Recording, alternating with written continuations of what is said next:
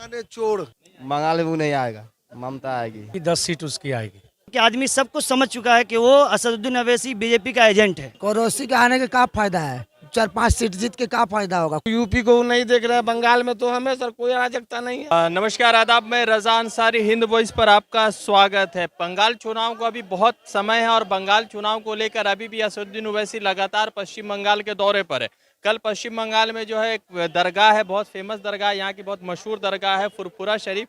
वहाँ जाते हैं, वहाँ के पीरजादा अब्बास सिद्दीकी के साथ बातचीत हो रही है। सोशल मीडिया समेत जितने भी चुनावी तरह की चीज़ें चल रही है, पूरे चुनावी सभा में हलचल मची हुई है। तो पश्चिम बंगाल के जो आम व्यक्ति है, आम नौजवान है और साथ ही साथ जो कारोबारी टाइप के लोग हैं, वो क्या सोचते हैं। वैसे एक चीज़ बड़ा चल रहा है पूरे पश्चिम बंगाल में कि इस बार जो है अगर असदुद्दीन ओवैसी को वोट दी गई तो इस बार जो है ममता बनर्जी कमजोर होंगी और ममता बनर्जी का जो है सीट कम हो सकता है। क्या नाम है चाचा आपका? एजाज अहमद।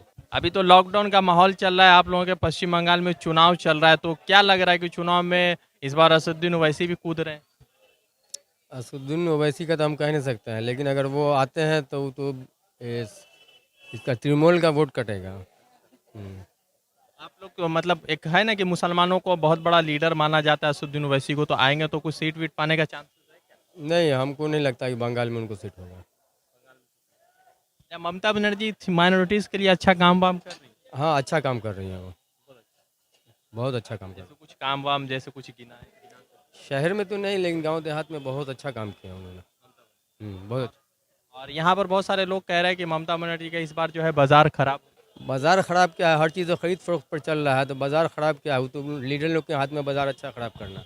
हर चीज़ तो खरीद फरोख्त चल रहा है अभी।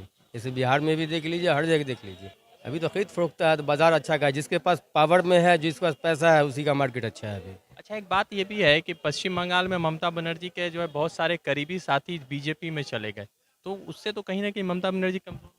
जाहिर सी बात है कमज़ोर होंगी, लेकिन कहीं ना कहीं तो वो भी बेहतर समझती हैं कि इससे मेरा क्या बेनिफिट है, क्या नुकसान है, वो तो जानती होंगी ना। क्या नाम है आपका भैया? मोहम्मद तनवीर जी। क्या अच्छा, यहाँ के यहीं का वोटर है कि बिहार के वोटर है? बिहार के हैं। अच्छा, यहाँ के वोटर नहीं है। नहीं, क्या लगता है यहाँ पर ममता बनर्जी का है लोगों में पकड़? बहुत पकड़ है ममता का। हाँ जी।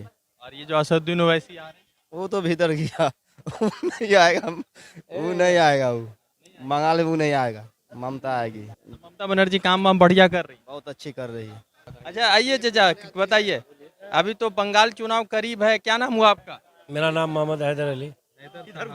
तो असदुद्दीन ओवैसी आ रहे हैं, एकदम बहुत तेजी के साथ आए हैं और बोले कि पश्चिम बंगाल में चुनाव लड़ेंगे, तो क्या लग रहा है, क्या स्थिति होने वाली है? स्थिति यही होगी कि 10 सीट उसकी आएगी।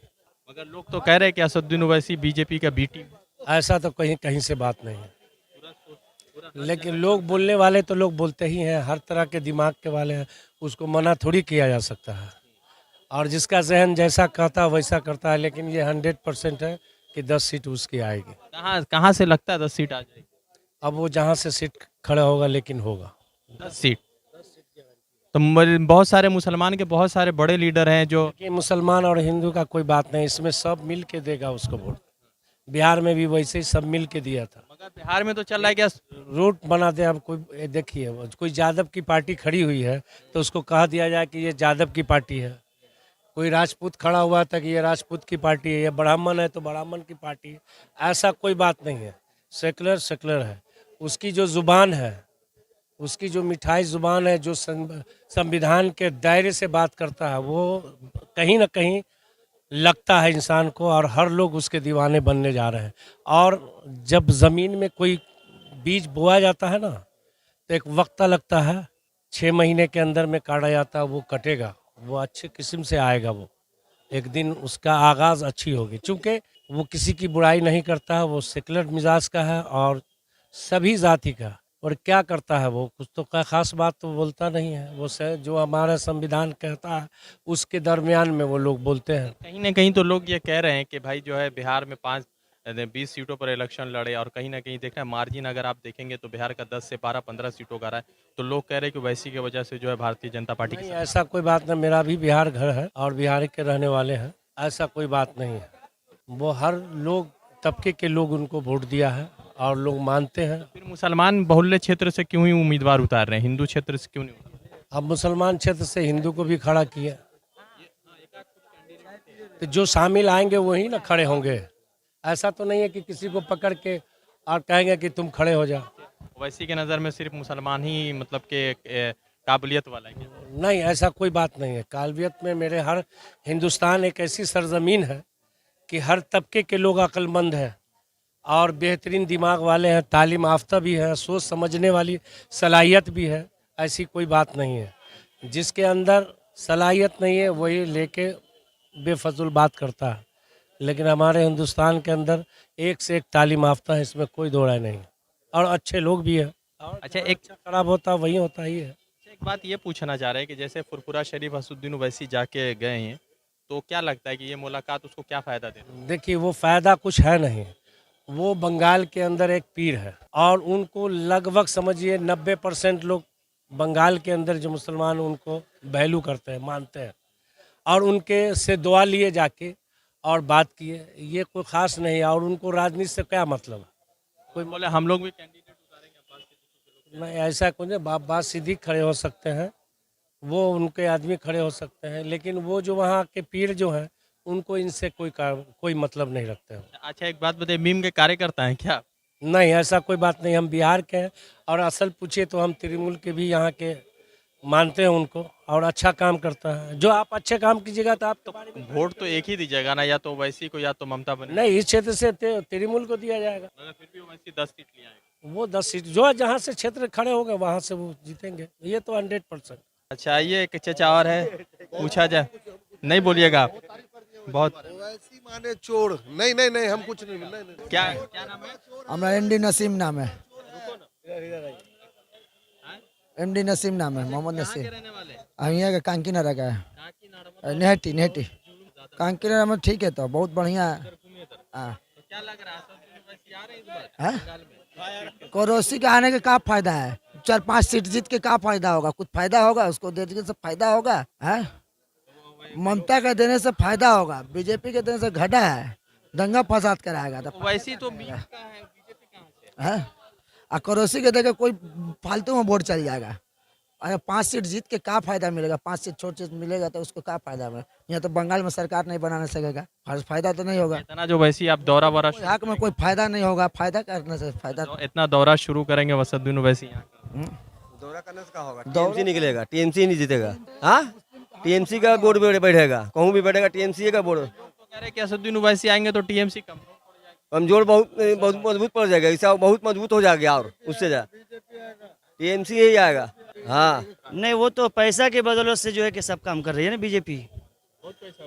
हाँ, पैसा बिल्कुल है। वो पैसे की बदौलत से सबको खरीद रही है बीजेपी। तरफ से वो कहाँ गया पैसा? इतना पैसा जो है कहाँ से आया पैसा?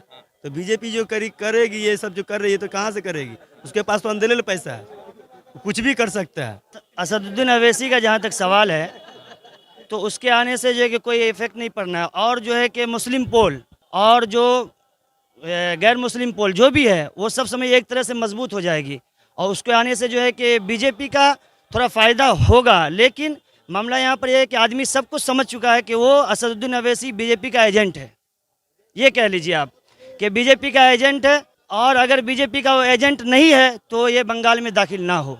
इसलिए कि ममता जो काम कर रही है, बेहतरीन काम कर रही है, सबके लिए काम कर रही है और जो भी पार्टी है उससे, जो भी आदमी आम जनता सब खुश है उससे। और बीजेपी से सब नाराज़ है, हर आदमी को खरीद रहा है। अभी देखिए किसान का जो आंदोलन है उसमें क्या कर रही है बीजेपी कि अपना मनवा रही है, हम अपना मनमानी करेंगे। हिटलर शाही कर रहा है, वो हिटलर पना कर रहा है कि मतलब जो भी हम कुछ करेंगे हम ही करेंगे। मीम और बीजेपी तो बड़ी अलग अलग पार्टी है ना भाई। ये हिंदुओं की बात करिए, नहीं, हिंदू मुस्लिम का जो बात हो रहा है ना, हिंदू मुस्लिम की बात सिर्फ बीजेपी कर रही है और उसके साथ असदुद्दीन अवैसी लगा हुआ है।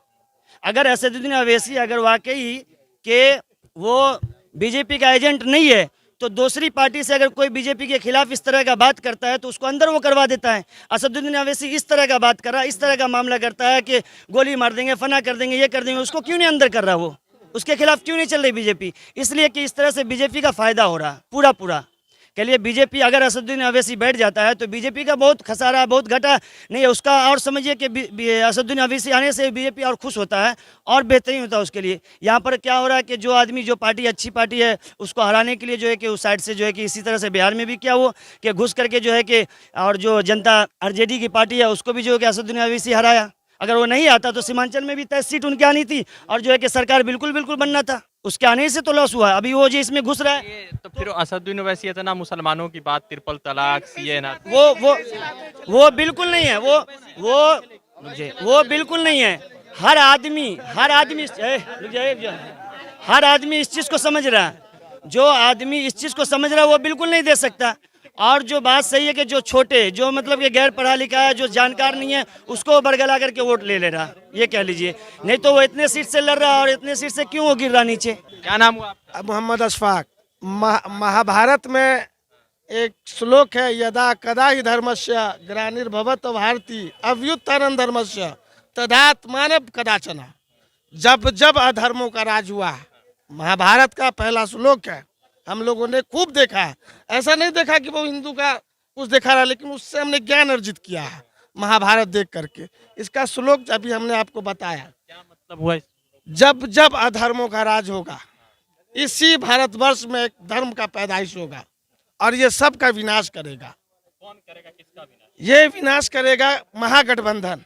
क्योंकि पूरे हिंदुस्तान में, क्योंकि हर तरफ देख रहे हैं, एक मन में डर, भय, घर जाना, ट्रेन में चढ़ना, बस में जाना, एक भय है।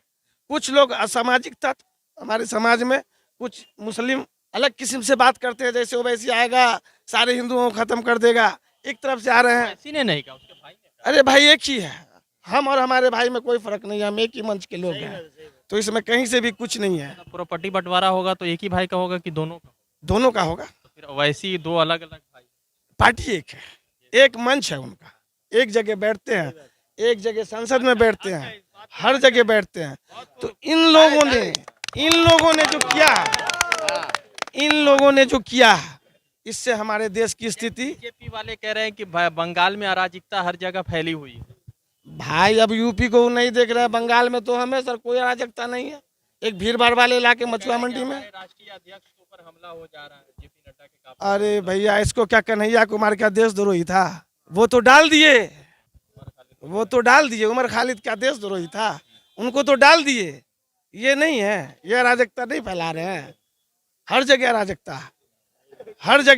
है। ट्रेन बात बताइए, तो असदुद्दीन ओवैसी इतना पार्लियामेंट में ही ट्रिपल तलाक, सीए, एनआरसी और दूसरे तरह के जो मुस्लिम मुखालिफ बिल है उसके बारे में बात करते हैं, तो फिर ये बाहरी एजेंट हैं। ये लोग हमारे देश की संस्कृति से विपरीत जा रहे हैं और ये बाहरी लोग हैं, इनका बाहरी लोगों से संपर्क है, इसीलिए ऐसी बात बोलते हैं और देश को तोड़ने की कोशिश कर रहे हैं। असदुद्दीन ओवैसी जी और मोदी जी। और मोदी जी को तो देखिए लीजिए, सीए, एनआईए, किसान रैली, हर जगह क्या हो रहा है, परेशान। तो महागठबंधन के पास तो उम्मीदवार नहीं है कोई जो मोदी का मुकाबला कर सके। ऐसा कुछ नहीं है। एक लॉबी टूटेगी और सरकार बनेगा।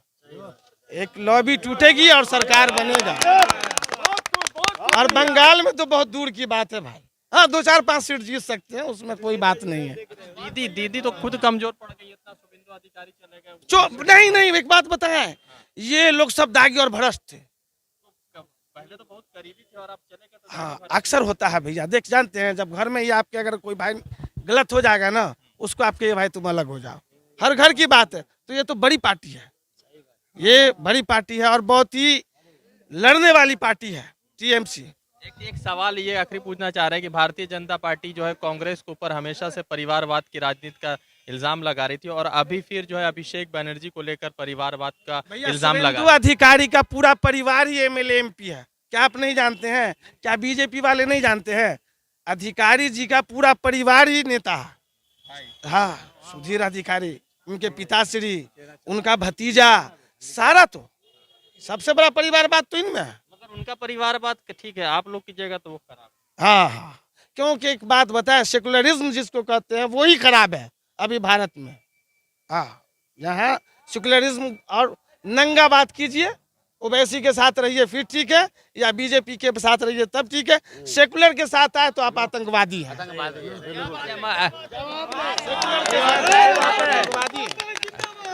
नहीं, अच्छा, एक आखिरी सवाल ये पूछ रहा है, वैसे तो संविधान के दायरे में बात करता है, कोई भी उस तरह की विभद्र भाषाओं का? जितने भी लोग हैं सब संविधान के दायरे में ही वक्तव्य देते हैं, लेकिन संविधान जा कहाँ रहा है? संविधान है कहाँ? कितने % बचा है?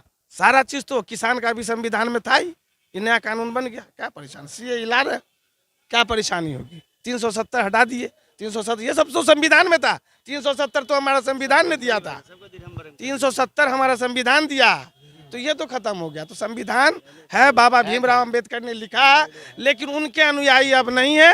अब यहाँ गॉडसे, ये गॉडसे की सरकार है और गॉडसे के ऊपर ही इनका जो लिखा हुआ मेमोरेंडम है उसके ऊपर यह काम कर रहा है। फिर से सरकार में आ बिल्कुल बिल्कुल बिल्कुल बिल्कुल, कहीं से कुछ नहीं है, बिल्कुल फुल बहुमत से आएगी। सवाल ये है कि आम जनता और माइनॉरिटीज़ में बैठे हुए लोगों के मन में अभी भी कई सारे सवाल उठ रहे हैं। तो उन सवालों के बीच में एक सवाल ये है कि बिहार राजनीति में जिस तरह से असदुद्दीन ओवैसी के आने से, वैसे अगर आप आंकड़ों के और डेटा के अनुसार देखेंगे तो बहुत कम सीटों पर असदुद्दीन ओवैसी ने नुकसान पहुंचाया, जिसमें एक रानीगंज का एक सीट हो सकता है, सीमांचल एरिया का एक सीट। मगर सवाल यह है कि इस बार जो है पश्चिम बंगाल में चुनाव में भारतीय जनता पार्टी जिस तरह से कन्वर्जन चल रहा है और टीएमसी के लीडर जो बड़े लीडर कहे जाते हैं वो जो है बीजेपी में शामिल हो रहे हैं, उससे तो ममता बनर्जी को कहीं ना कहीं नुकसान जरूर पहुंच रहा है। मगर माइनॉरिटीज अभी भी ममता बनर्जी के पक्ष में। मैं रज़ा अंसारी, हिंद वॉइस के लिए कोलकाता से अपडेट कर रहा था। जुड़ूंगा दूसरे अपडेट के साथ। शुक्रिया।